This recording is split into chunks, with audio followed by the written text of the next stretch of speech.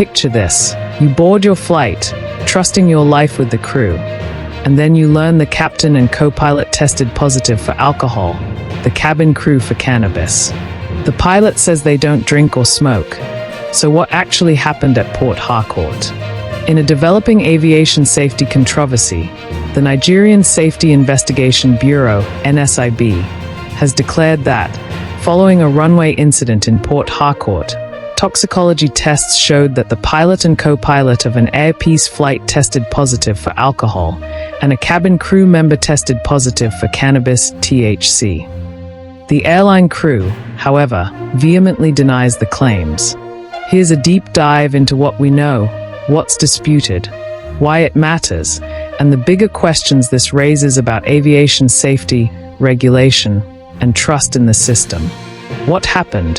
The incident and test results.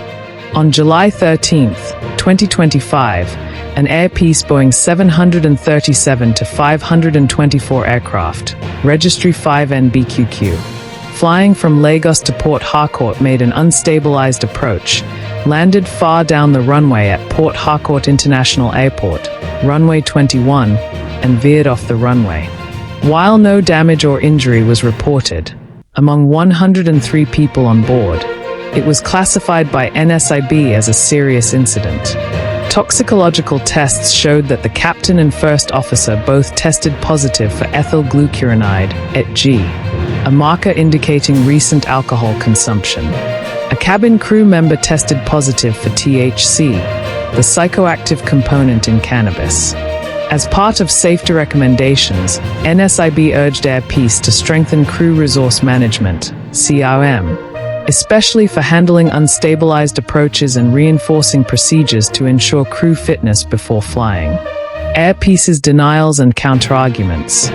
The airline asserts that it has not officially received any NSIB communication confirming the alleged positive results more than a month after the incident. Air Peace says that the captain was suspended, but for violating crew resource management, CRM, principles and ignoring go-around advice from the co-pilot, not for any confirmed alcohol test. The co-pilot, whom the airline praises for calling for the go-around, was cleared by the Nigerian Civil Aviation Authority, NCAA, and reinstated. Cabin crew member Victory Madunim claimed her test result was negative in a reconfirmation test. She expressed shock at seeing her name in results and says official procedures were not followed, including being informed of the test results promptly. The disputed points.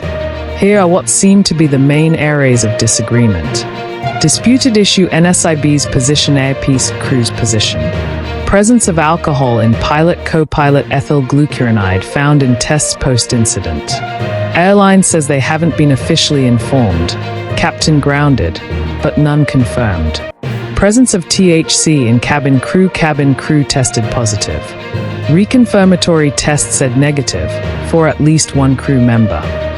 Cause of runway excursion: NSIB lists unstable approach plus substance detection, alcohol and THC, in crew as contributing factors. Airline emphasizes procedural failure, go-around, CRM violation, over substance allegations. Why this matters: safety, trust and regulation. Aviation safety. Flying under the influence, alcohol or drugs, poses serious risks. 4.